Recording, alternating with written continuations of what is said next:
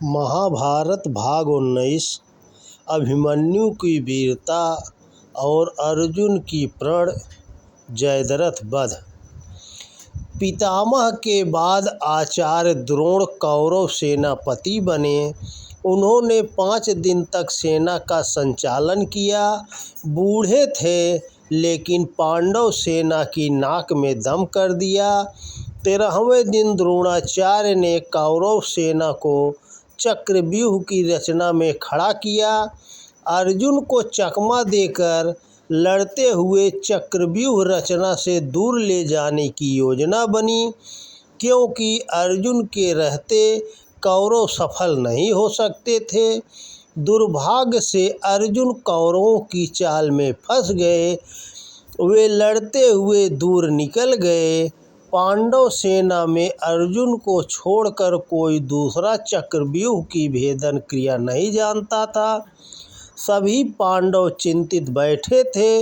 युधिष्ठिर बहुत परेशान थे। तभी अर्जुन पुत्र अभिमन्यु युधिष्ठिर से बोला, दादा आप चिंता न करें, मैं कोशिश करूँगा।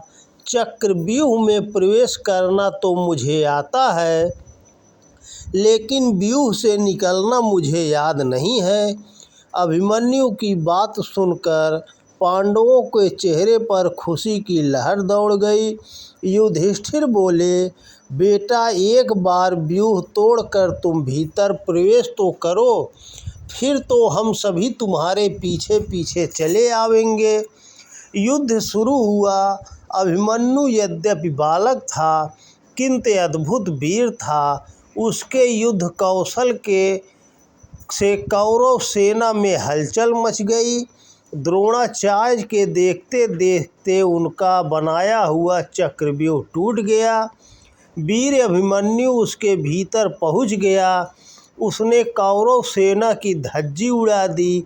चारों ओर लाशें बिछ गई।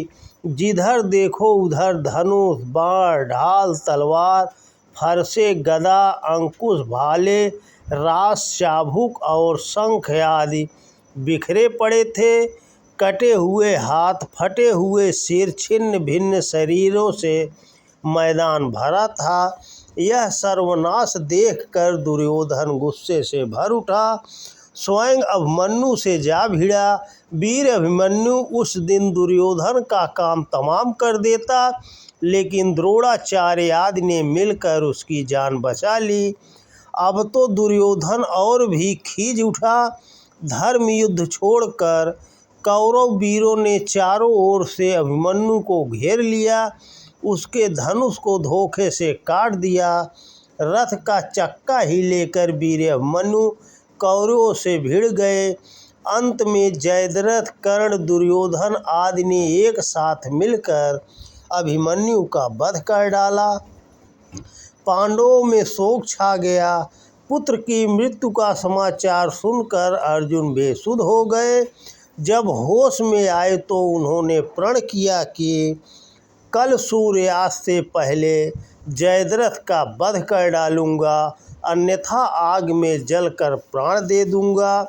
दुर्योधन ने दूसरे दिन जयद्रथ को छिपा दिया। उसने सोचा था न जयद्रथ उस दिन दिखेगा, न अर्जुन उसे मार पाएंगे। फिर तो अर्जुन प्रण के अनुसार स्वयं जल मरेंगे। सूर्यास्त हो गया, किंतु अर्जुन जयद्रथ को ढूंढ नहीं पाए। फिर क्या था, चिता बनाई गई। अर्जुन जलने के लिए तैयार थे। पांडव सेना में शोक छा गया। दुर्योधन खुश था। जयद्रथ भी प्रकट होकर खुशी से नाच रहा था। तभी आकाश में बादलों के बीच से एकाएक सूर्यदेव निकल आए। यह सब कृष्ण की माया थी। कृष्ण ने झट अर्जुन से कहा, अर्जुन अपना गांडीव उठाओ, जयद्रथ का सिर धड़ से अलग कर दो। अभी सूर्यास्त नहीं हुआ है।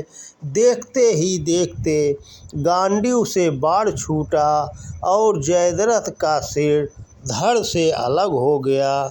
तो दोस्तों नमस्कार, जय श्री कृष्णा, राधे राधे।